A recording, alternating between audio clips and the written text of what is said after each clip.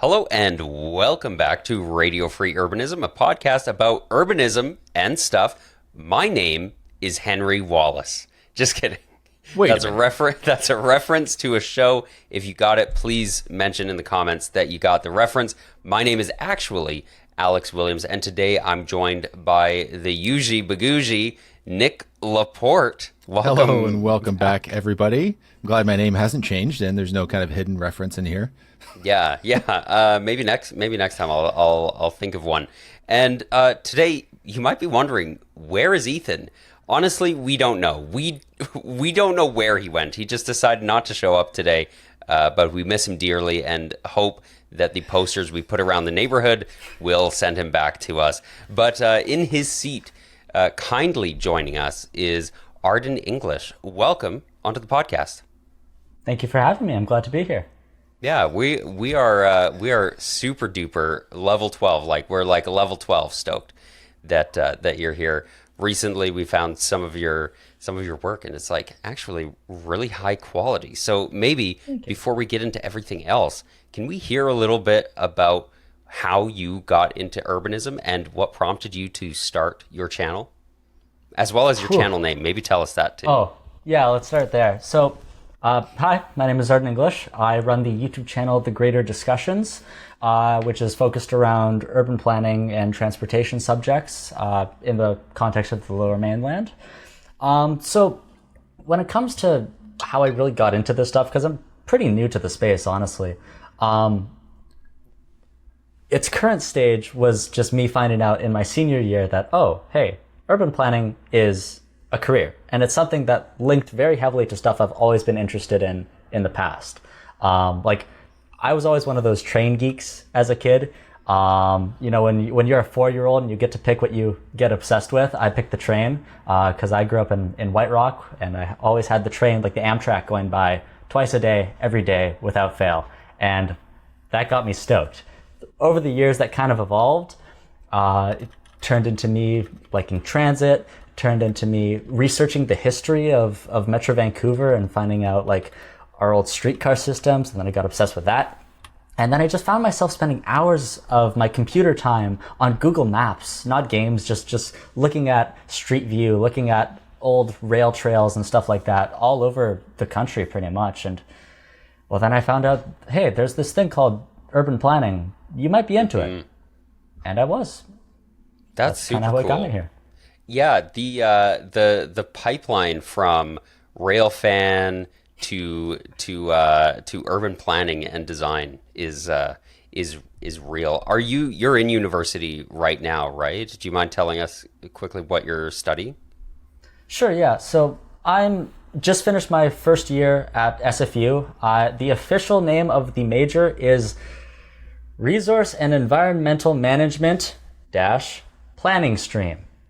The simple way of that is it's an accredited undergraduate planning program. So okay, it's more of an environmental focus, but that's just what SFU does. It still gets you through with the intention of kind of pumping out more planners without having to go through like grad school, which is what most master's planners do now. The idea of getting more planners out there, and it's just awfully convenient for someone like me to ideally get it over and done with in 4 years, which would be pretty cool. Yeah. That is super cool. That's super cool. I'm sure we'll have more questions for you about that I have later one on. question. Nick's got something. So you said burning. you were really interested in maps and Google and stuff like that. And I've been that person for a long time. I love it. Are you a GeoGuessr? Do you like playing GeoGuessr? I am only good at GeoGuessr when it is Metro Vancouver. Okay, fair enough. Pretty much as soon as you leave the confines, I'm like, that is a tree. Yeah. Ends there. I don't know where the tree is. It is a tree. Oh man, it is so Probably much fun. Earth. I love that game. If you don't know what it is, it's basically Google Street View, and it just plops you somewhere. You have to guess where you are on the map of the world, and you can like have different confines in the game. You can play with other people. Oh, I love it. It's so much fun. I think a fun version of GeoGuessr that I would be really good at is you take the Street View, but you don't specify the year. Like if it was Metro Vancouver, but you didn't specify the year, I'd be really good at picking out what year of Metro Vancouver is being shown to me right here. That's cool. That would be really cool and interesting, actually. And we are going to have more questions for you a little bit later on in the show. And if for people watching live, if you're one of our Patreon supporters, you can watch this show live every Wednesday evening before anybody else gets to. And when we have a guest on like this, you can also maybe slip in a few questions for the guest that we might ask later on in the show. But with that, we'll go to Nick for his update. This past weekend, the Grand Prix, the Formula One Grand Prix happened in Monaco, and Charles Leclerc, the F1 driver for Ferrari, the recent winner of that Monaco Grand Prix, which is his home Grand Prix, it was huge. Just saying, it was a good time to see the man finally win. Had to shed a tear a bit, but he's based. Did you guys know this? The man is based. In fact, what happened was he was spotted after the race in Monaco. I'm sharing this on my screen right now, riding a bike, and not just a bike, an electric bike. The man was riding home on a bicycle after winning the F1 Grand Prix. And it's evidence that someone could drive a car professionally and be this based. It's fantastic. And you see it too with Lewis Hamilton. He's the driver for Mercedes, one of the most famous F1 drivers of all time, maybe the GOAT, maybe. He's often seen with the push scooter scooting around the paddock along the what do you call it? The pit spot, the place where they park the cars. You're the racing guy, Nick. I just had a brain fart. I'm sorry, but yeah, this made me excited. I was already excited that he won, but then I saw him on a bike. I'm like, this guy, I can't love him anymore. It's amazing. That is actually awesome, and I do think it being an e-scooter is helpful as well. Like, an that's e-bike, good yeah. for that, or an e-bike. Yeah, that's good for that visibility, and I think it highlights too that, like, just let cars be a tool and let them be fun. Don't let them be the thing that you're stuck in traffic. Absolutely. You know, I think that's I think that's a big. And another big point takeaway. about that, and talking about the amount of fuel and stuff that they use, I learned this recently that in Formula One, like a lot of motorsports, the actual fuel that gets used during the weekend accounts for like a fraction of a percent of the actual greenhouse emissions that is involved with just an event. Not even talking about it being, a motorsports event. Just getting people somewhere just costs so much in emissions. We need to figure out how to do that more efficiently. Yeah. Because in the grand scheme of things, it's not that big of a deal. We need to, it's about the car dependency. This is like a conversation that happens like every week on Fuck Cars on Reddit. And someone's like, what do you guys think about motorsports? And someone's like, I hate them. And they just go off about how they're terrible and they're promoting car culture, which they are in a certain sense. Absolutely. But the discussion has to be around not having to drive everywhere. And that's right. Yeah. See, you can have someone like this, an F1 driver gets paid millions of dollars to drive, taking an e-bike to his job where he drives, which is cool. That is super cool. I like that. And with that, we're going to hop into our stories here. So I've got kind of a cool story. This is something I found. It's from almost a couple months ago. But apparently the University of Waterloo has a Future Cities Institute now, which should be kind of interesting. So the FCI director, Leah Minaker, told Global News that the school will, quote, focus on how to solve the most important challenges and problems facing our cities so that future cities are both healthy and prosperous. And when I say healthy, I mean for both people and the planet. And a few of the things she highlighted were housing affordability, climate change, aging infrastructure, and the aging population. So I thought that was super cool that this conversation about building better cities, it's kind of it's becoming its own thing of importance rather than just being like a course in your urban studies series of degree or whatever. This is kind of becoming its own, like, hey, actually we can talk a lot about this, and there's a lot to learn about our cities from a climate change perspective, from an affordability perspective, from aging infrastructure, aging people perspectives. So I thought that was something really, really cool to see.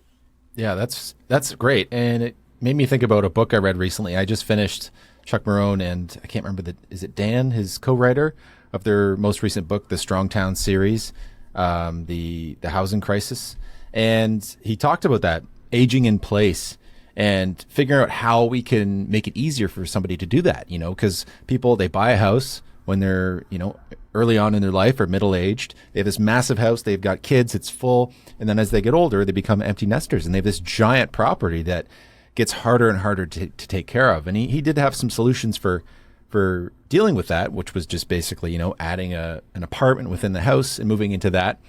But we really need to think about how somebody can age in place. You could live somewhere and just stay there your entire life if you wanted to, because you put down roots in your community, ideally, and leaving that is really difficult.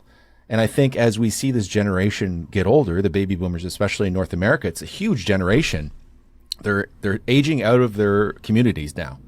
And we're starting to see that happen in many places. So, yeah, this is something we need to think about long term. And again, didn't we talk about building for young people too on this podcast when who was on? Was it Alex from Untitled Planning? I think we talked about that.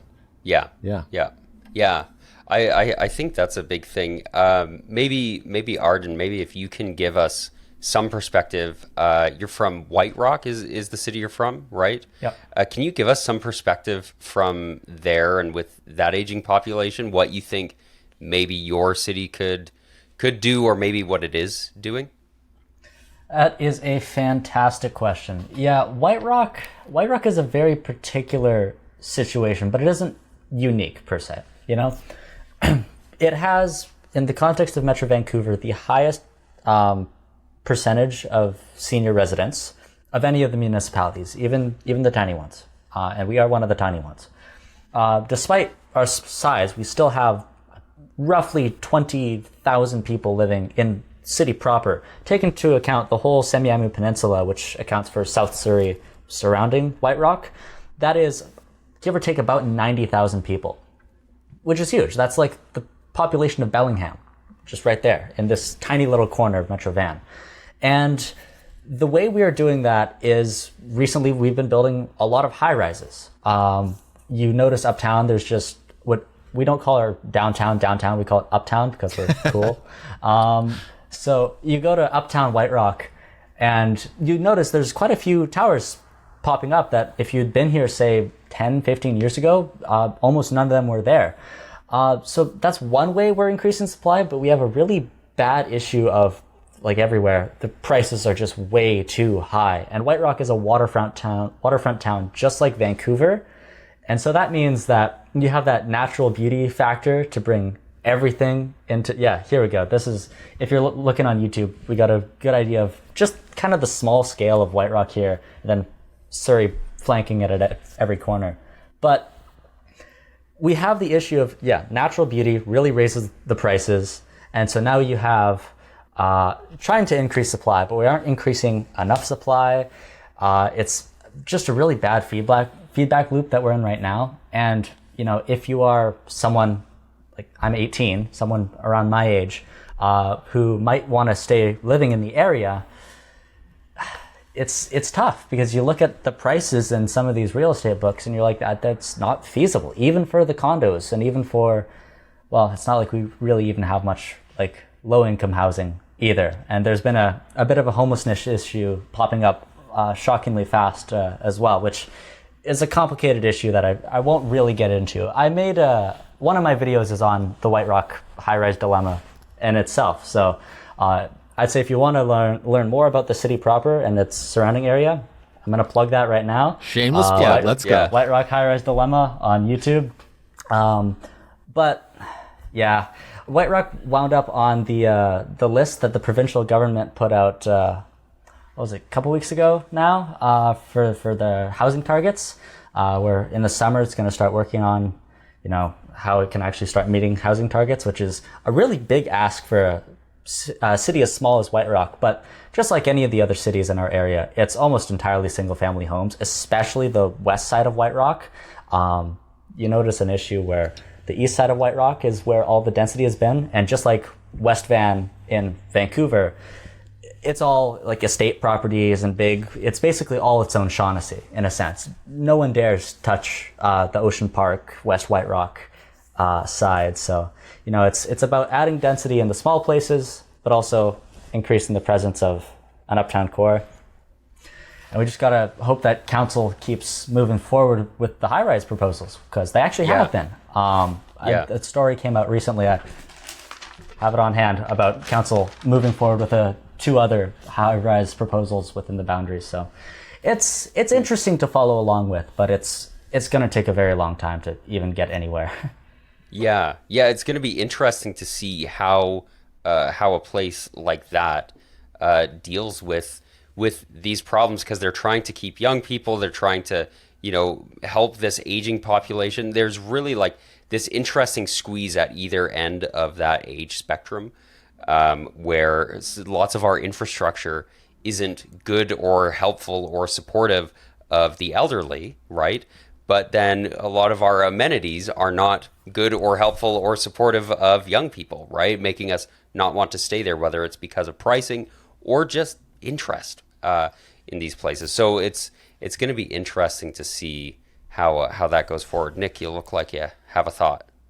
Yeah, I'm just going back to this whole thing is building for people and for generations of people across the spectrum, the age spectrum, is we need more dense housing in general, but also we need dense housing that has options within it. Because what's really hard to find, this is what me and my wife are finding right now, is trying to find a decent, just a 3-bedroom condo is really not that common.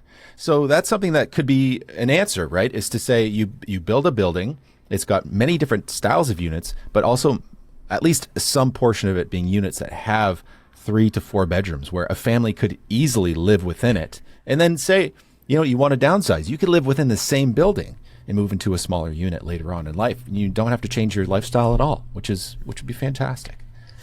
Yeah. And an interesting case we do have in White Rock is one of our high rises, one of the tallest ones, is actually a retirement community. So it's give or take about a 20-story tower, but it is reserved for senior residents. So I guess downsizing in a sense there. It's still quite pricey, go figure. But yeah. I think it's an interesting prospect to think of. Like instead of having a high rise that has regular condos and then with like that mandatory affordable housing shelf and then businesses per se at the bottom, maybe just having a whole tower dedicated to low income housing, for example, or another tower that could be the condos or something like that. Interesting to me. Yeah. There's a lot of different thoughts and ideas of how we can get it, and I know different municipalities, different provinces, and the federal government all have different incentive programs for trying to get people to build a greater variety of housing, especially right now as we're in the housing crisis. I do want to move us on to Nick's story here, but I one of Jen's comments in the live chat I thought was really good. She says, optimally, the elderly can downsize and the younger can upsize without having to move super far away.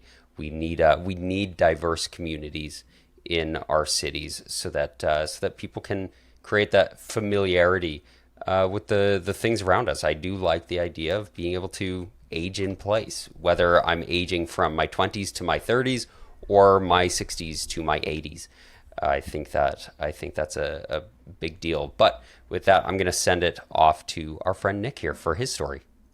This is coming from Tokyo. So Tokyo is to get a New York City style Highline. So one stop from Metro Tokyo's tourist walking Shibuya Scramble Crossing. I'm sure you've seen it. It's crazy busy. One of the busiest intersections in the world, in the most populous city in the world, is an urban village. So this is still in central Tokyo. It's called Daikanyama, where Log Road is the world's newest High Line. Log Road is a collection of wooden cottages built atop of the old Tokyo Line tracks, where trees and plants sprout next to benches.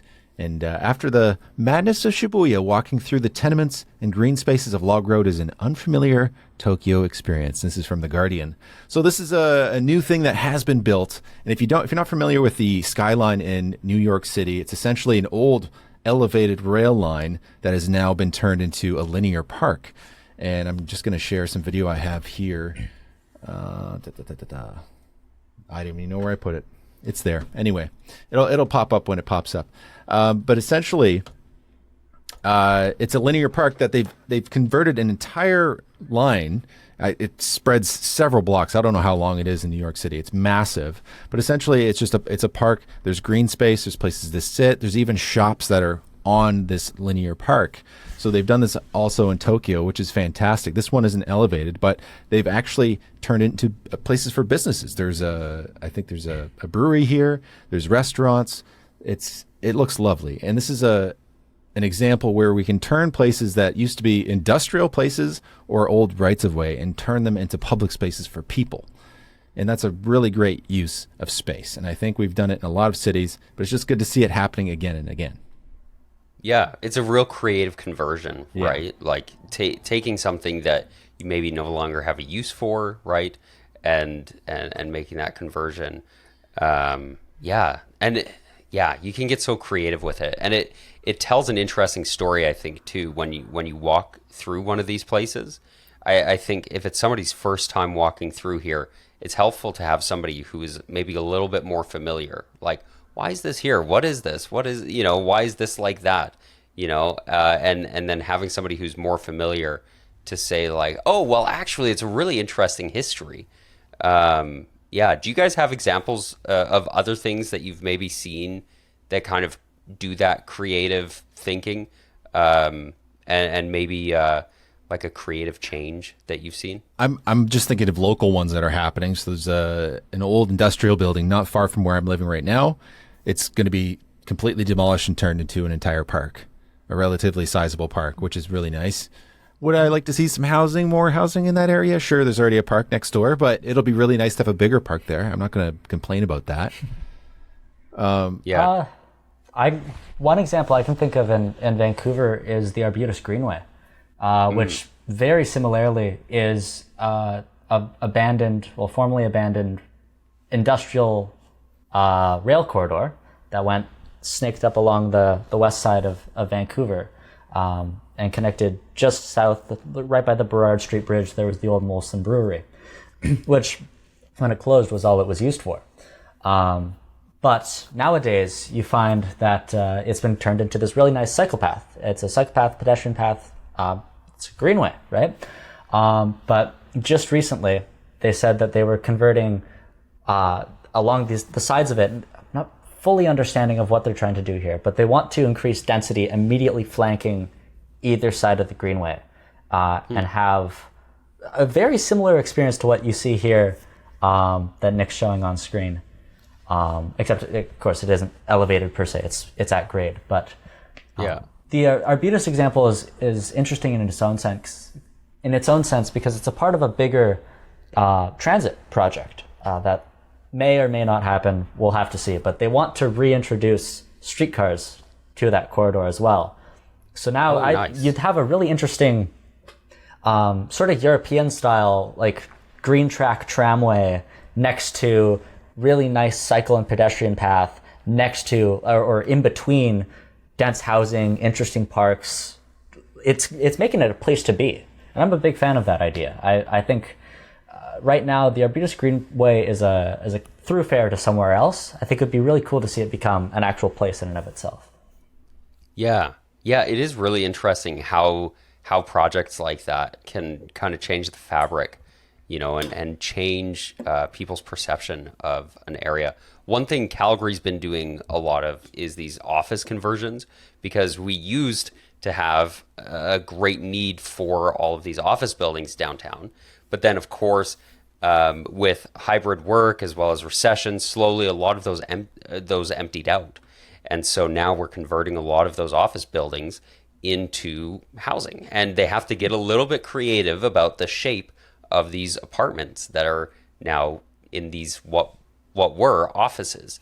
And one recently, I don't have the picture on hand, but they're taking, it's like a 7-story office building from maybe the 70s or 80s.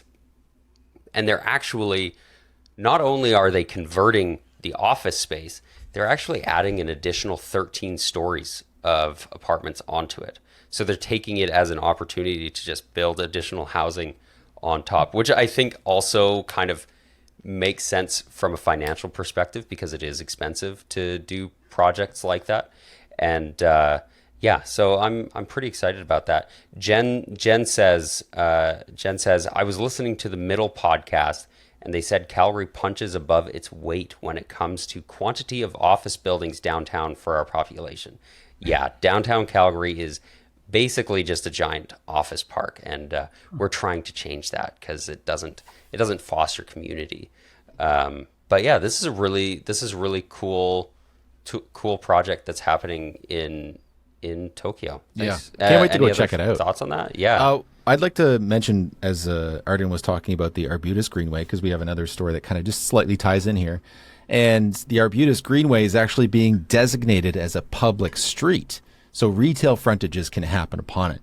So if you've never seen or been to the Arbutus Greenway, it's relatively secluded in a lot of places. It's just like a big stretch of green, which is nice, or it's flanked by houses. But this new Broadway plan, which it does cross, and it's going to be really close to one of the stations, the Arbutus station, is right. There's lots of businesses there already, and they could definitely fill in some of the spaces with some businesses where people can stop, have a coffee, grab a drink or a beer, or have some food with people, and this will become a nice, quiet pedestrian and cyclist street that you can sit beside, which is awesome, which would be really nice. That's so cool. Yeah. I love that. I love that, and I want to see more about of that. We talk a lot about pedestrianizing car streets, but I think there's also a lot of opportunities for us to just just create spaces like this from the beginning. Brand new one. Yeah. I really love that. Arden has a story for us though that we'll hop on to. Do you want to take us away?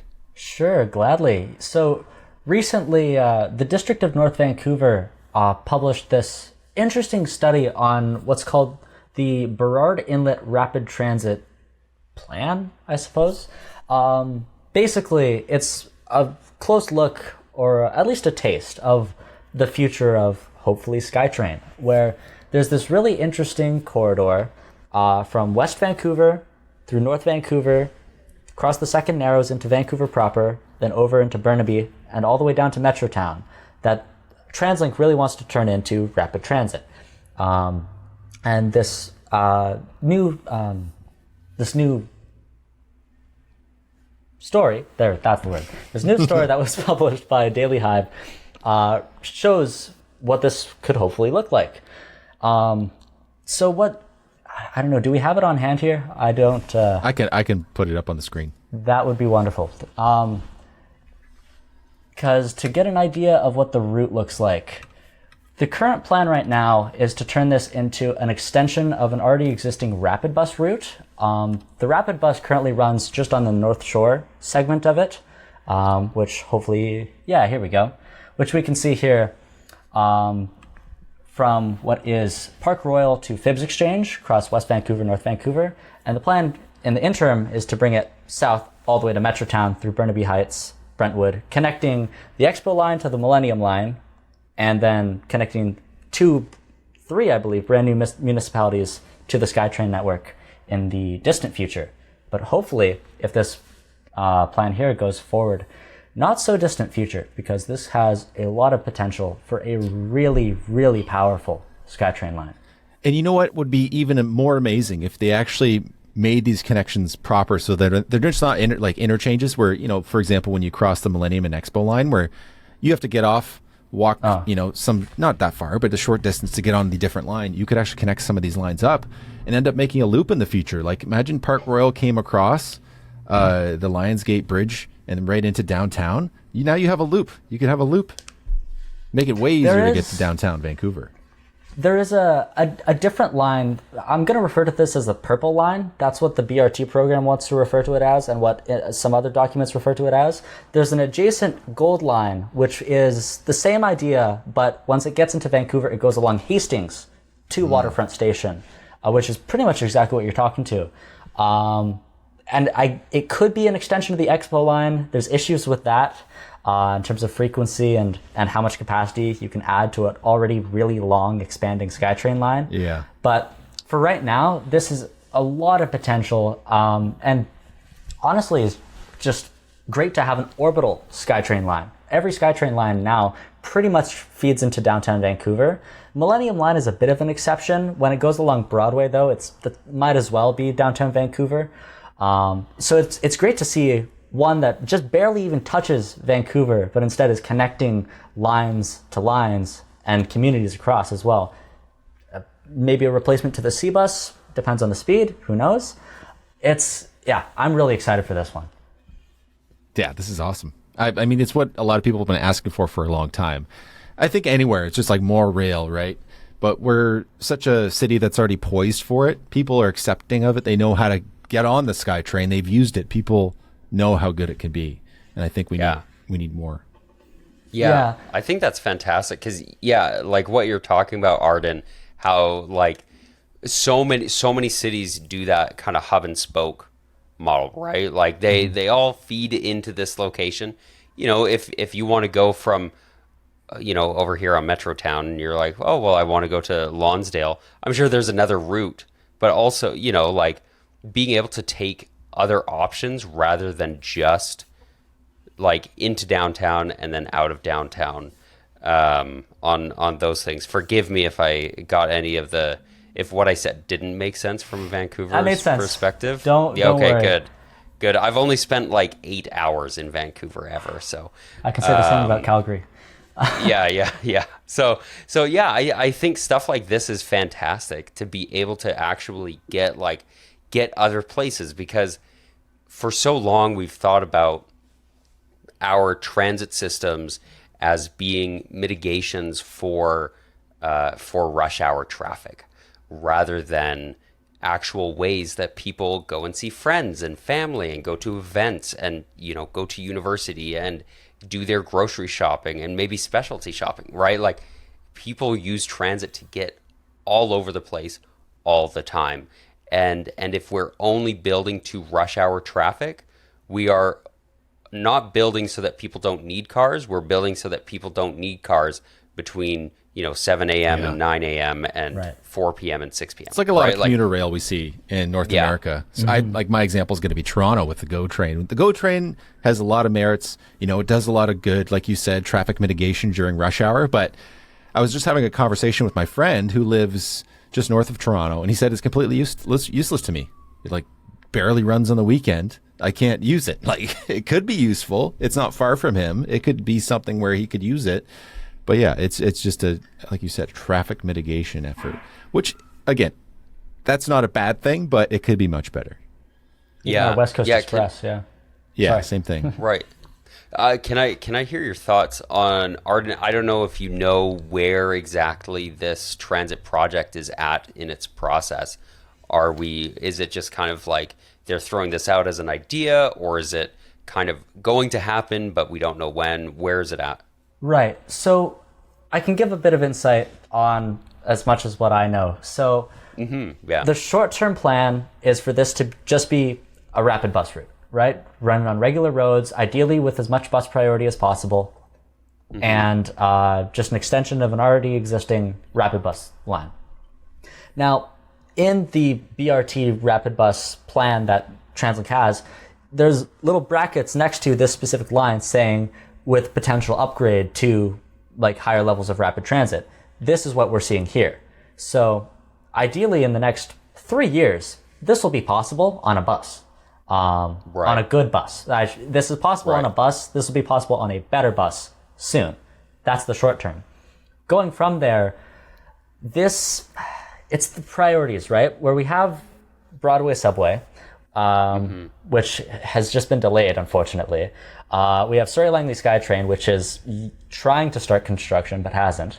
Then there's the later extension to UBC. It's like, okay, all of these are priorities right now. Where does Burrard Inlet Rapid Transit fit into there?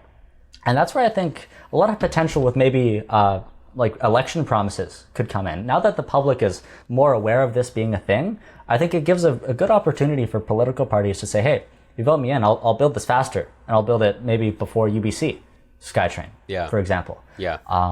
It's possible. Yeah, I think that's a big spot where getting involved in your local politics and getting involved with your local advocacy organizations to kind of push for these different things and encourage these different things, and maybe have like a yes and approach to a lot of these projects, and hopefully maybe take some funding away from the roads, because I'm sure we spend plenty on expanding roads still.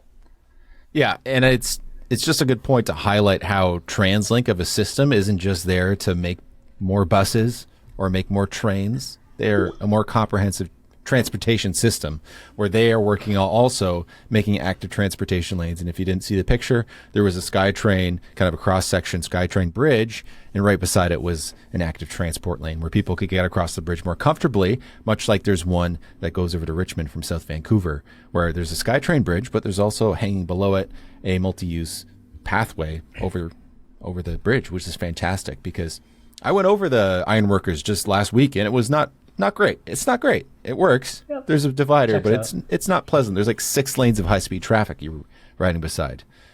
Yeah. Not great. Yeah. With that, let's get into some questions for Arden here. We kind of chatted a little bit about some of these questions already. But one thing that we were wondering, your channel name is The Greater Discussions, and we were wondering, where did that come from, and what are the discussions? It's not the most interesting of stories, if I'm being honest, but whenever this is like my 3rd YouTube channel that I've made, and whenever I make a name for a YouTube channel, I always I try to make it a little bit quippy in a sense. So Discussions is pretty straightforward. I like it's to spur discussions about what I'm talking about. But Greater is for Greater Vancouver, It's within the context of Greater Vancouver whenever possible. So these are discussions about Greater Vancouver, but really highlighting that discussions part. I love seeing discussions going on, say, in my comment section, or like my gondola video was put on Reddit on r/Vancouver, and just scrolling through the comment section on that and seeing people talking about this thing that I really cared about, that I made a video about, and now seeing people in Discords, people in Reddits, just talking about the same thing, knowing that, hey, there might be, the dinner table conversation might be about my video. That's pretty cool to me. And I think that it's a really important thing that helps me pick and choose what I make a video about. Like, is this worthy of having a secondary discussion about after the video comes out? I think so. And this is from Jen in our live chat right now. She said, what are one of your favorite comment section discussions from one of your videos? Do you have any examples? That is a good... I don't have many videos to begin with right now. I have a whopping 4. I haven't even been doing this for a year. But they're like well done. They're like, if you're a listener of this channel, you've watched my videos, Alex or Ethan's. They're not bad, but like we're talking like he's got different camera angles. He's talking to different places. He's all over the place. It's good stuff. Oh, thank you. I appreciate that. I think the best example was in my gondola one. And it wasn't a standalone comment thread per se, but more so just seeing public reaction to it. When I was editing the video, I had a bit of a nervous tingle inside of me where I was like, oh, do people give a damn about this? It's a gondola to a school. Who cares, right? Am I about to get bombarded by this opposition group that I completely highlighted in the video, right? Like, what's going to go on here? And I was extremely pleasantly surprised to see so many people in such passionate support for it as I was, right? Like, I had people talking about, I mentioned in the video that the fear of heights might be a really tough thing to get around when it comes to replacing a bus with a gondola. What are you going to do? And it was the only issue that I couldn't have an answer for. My comment sections was filled with people saying, I have a fear of heights, and I think this should still happen. In fact, this needs to happen. And there were many people saying that, and it was really refreshing. And similarly, when said opposition group found the video and started saying stuff, people came to my side as well. I haven't had to actually address the opposition group personally, because people believe the same things I do and are willing to share my opinion without having to cause some internet drama that really isn't necessary, That's my favorite, effect of what I've seen on my YouTube channel so far. It is really, really cool to see when you start this conversation, how many other people are like, yeah, like here, let's talk about it. Let's talk about this. And I've talked about this with lots of other urbanist creators about just like the supportive nature of what we're doing within the community of urbanists across the world, and especially in Canada, you find a lot of it. But to be able to find people who also care about this stuff, and I think something that kind of makes this urbanist conversation different is that we're doing it because we care. We want to make things better, and I think that's a super great way to talk about it. Nick, you've got another question for Arden? Yeah, well, since you're a student, actual person studying this stuff, Alex and I, we're just enthusiasts. We're nerds for it. What would you call it? I won't say exhibitionist. That sounds a bit sexual or something. I don't know, but anyway, you're going to be professional, right? You're on the track to becoming an actual professional. My question was just for you. What advice would you have for somebody, a young person who's interested in becoming an urban planner? How to get into that? Man, that is a good question. I think guide yourself with your own interest. Find your own niche. I say that my planning niche is transportation. It's what I care the most about. I still like talking about housing and other aspects of planning, but transportation is where I really find my interest is peaked the most, right? And that just happened naturally as I grew up. Like I said, train guy to transit guy to history transit guy, and now I'm in planning school, right? And I think if you follow your own interests like that, it ends up lining up. You wind up finding creators like I found About Here a few years ago, right? Didn't even connect the dots that it was a planning channel until like a year and a half ago. But like finding other creators, for example, that share similar interests. RM Transit, for example, is that transit niche again, right? Where you find the niches and associate them to yourself. And then, I don't know, that's really what's kind of guided me at this point so far. Yeah, I like that. I think that's fantastic advice because everybody has different interests. Like we talk a lot on this channel about our own different interests between like me, Nick, and Ethan, and then as well as between all of the different guests that we have on the show. We've had planners and architects and people who are big into transit and people who are just they're just like, I don't know, it's just nice to walk places, right? And it's great to get that variety of perspectives, and especially when you're having those discussions about your city, about your place. I appreciate that, and I'm excited to get into your thoughts on some of the questions we got from our listeners over kind of the past week here, which, by the way, if people want to write into us, you can do so at radiofreeurbanism@gmail.com. You can also leave a comment on the YouTube video.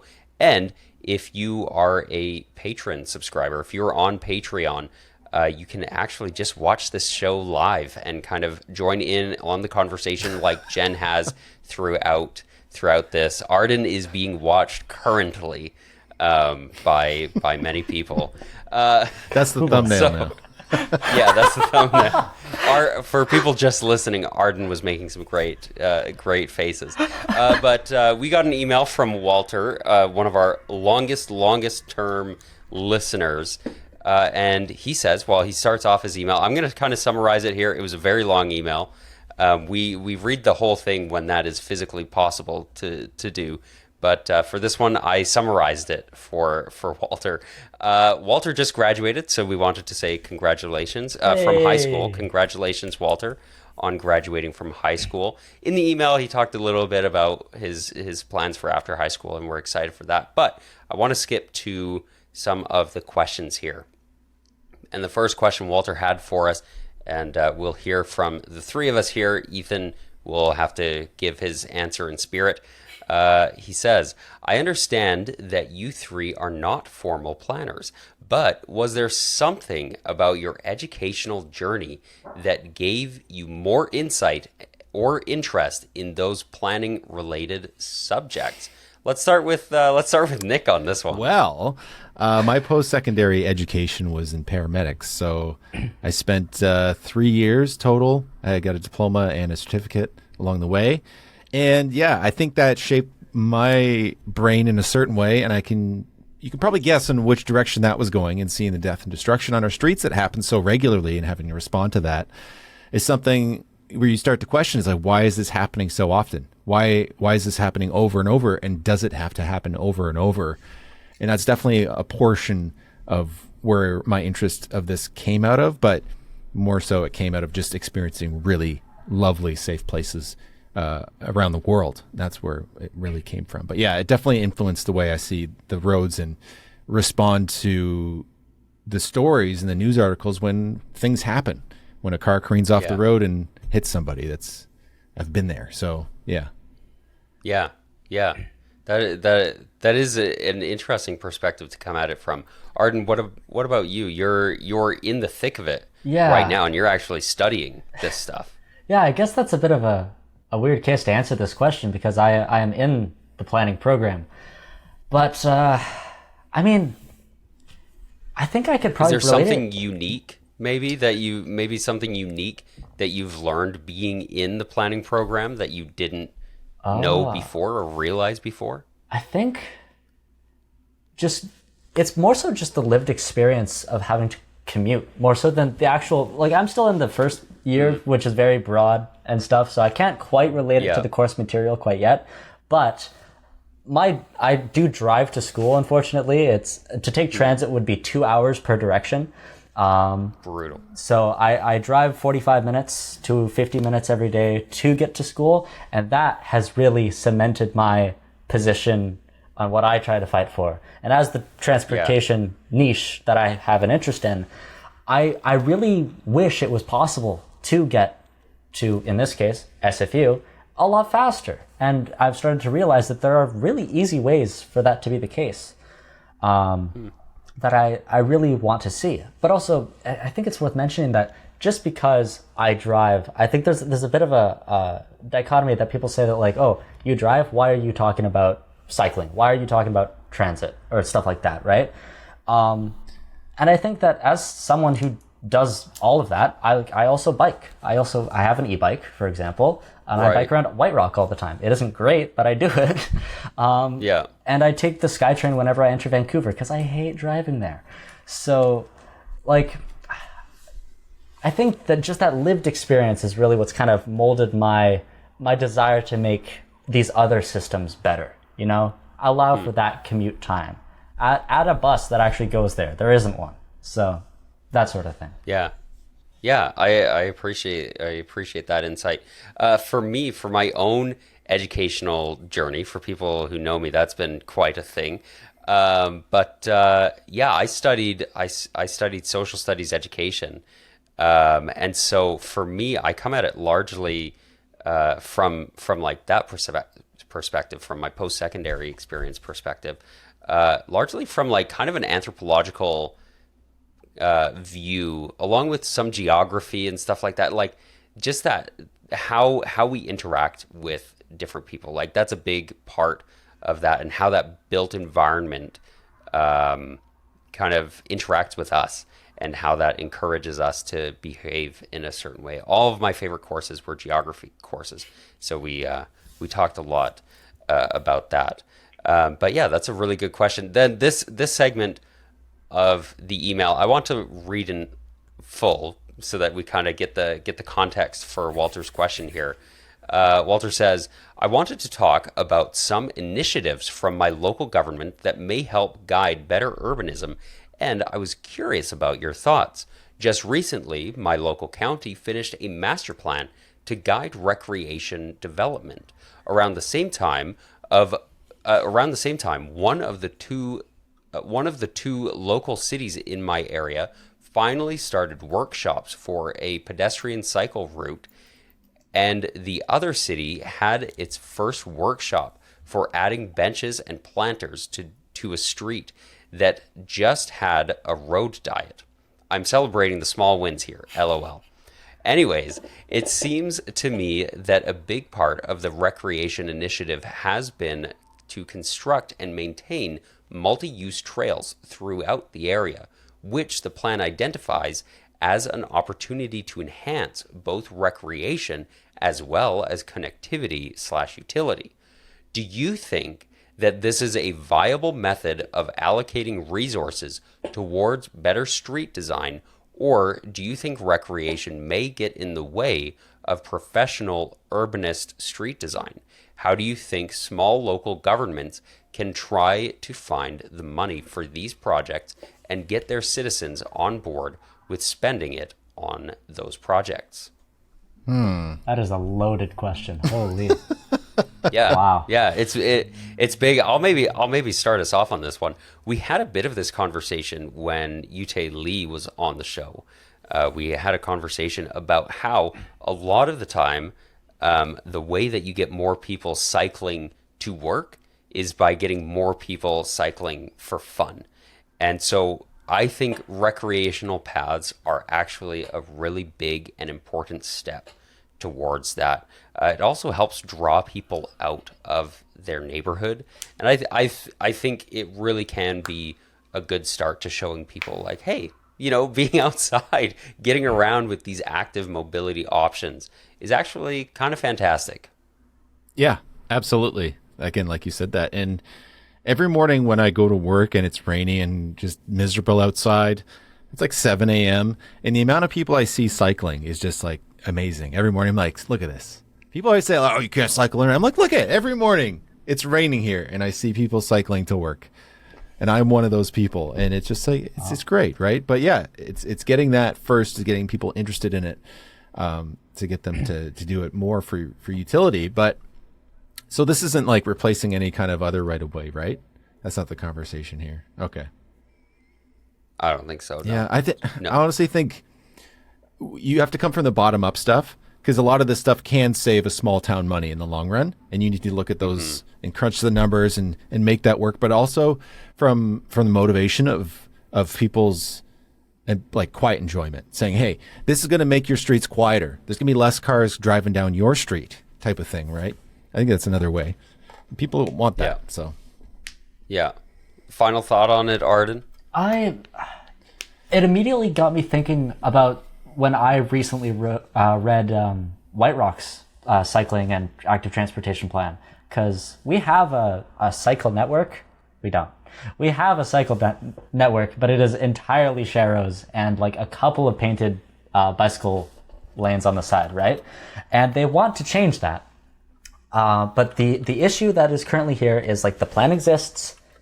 Now what, right? So I'm seeing now another small community creating a master plan. The key here now is to actually do something with it. Council knows that this stuff exists, right? They know that it is there. You have to actually advocate for it to happen, though. When streets are getting rebuilt, when streets are getting redesigned, you have to like check back to the plan, see, has this been accounted for? Is what they're planning to do now good, and go out and talk at council, or just online, emailing your councilors, I don't know if MLAs are a thing in the States. It sounds like this is the States. But I think that's the big thing, is actually be the change you want to see, right? So yeah. I think that's what I would really hone in on here is they have the plan, do something with it. Yeah, I think that's super important. Last note on Walter's email is check out Unlikely Gems. He mentioned that in the email as a fun Instagram page for people to check out. I looked at it and it's entertaining. Nick, you've got the next comment. This is just a comment from Jasperly on YouTube, and they said, anybody ever tell Alex that he looks like Tim Chin walks? No one has ever told me that. But you know what? He has a point. And so you should have him on.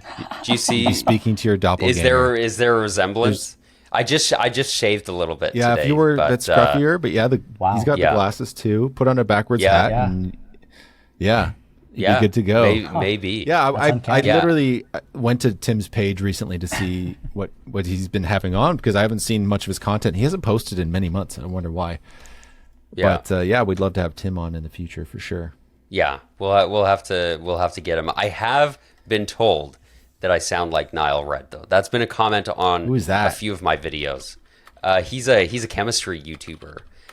Makes some really, really cool stuff. Even one of my friends told me that I sounded like Nile Red. Yeah. Maybe maybe we'll have to get him on the show too, and then nobody will be able to tell. Nobody. But I tell people it's just the Canadian accent, because he's also Canadian. But let's go to this last question from Jen Hall. Arden, if you want to read that out for us, if you've got it here, or it's in the show notes, but I'll send it again. I've got it pulled up. Don't even worry. Oh, you got it pulled up? Don't Perfect. even worry. Beautiful. I've got this covered here.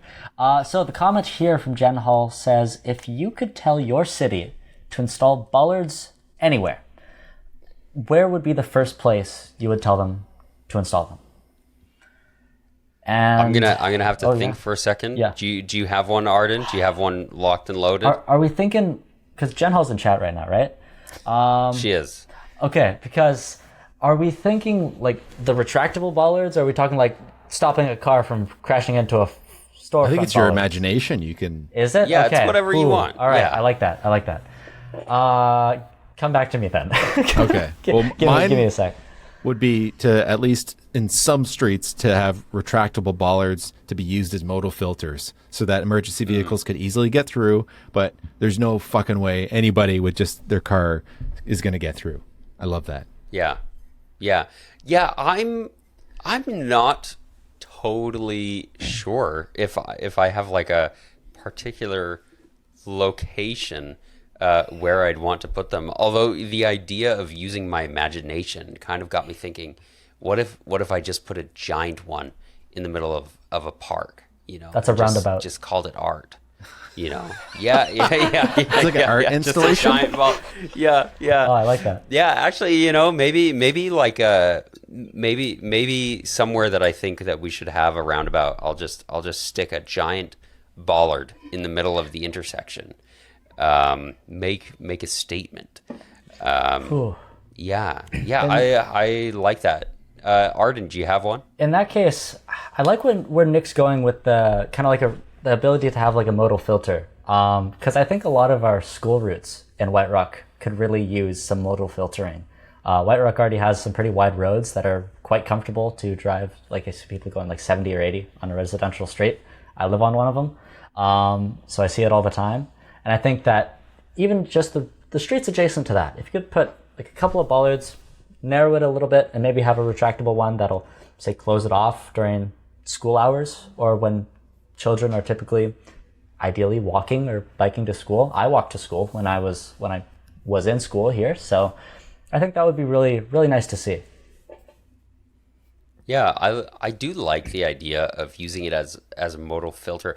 I'm not necessarily partial to the retractable ones. I've seen them work in like the Netherlands and stuff, but I don't know. I'm not sure if I've got a particular spot. Jen does suggest retractable bollards in Sunnyside in Calgary for some some car free days. I think that could work. Or even if you like made them removable, you know, like you could easily just like plop the bollards up for certain times of the week or something. I don't know. I think there's some interesting opportunities. I just had an epiphany right then and there, and that was that like White Rock's Main Street, which continues into Surrey, but the White Rock side is already 30 kilometers an hour. I think it's got high rises going up on either side of them with storefronts on them. The white sidewalks are already pretty nice, but I think if you were to put that whole thing, you know, some bollards to stop cars from turning onto it, that would be a really nice car-free summer experience.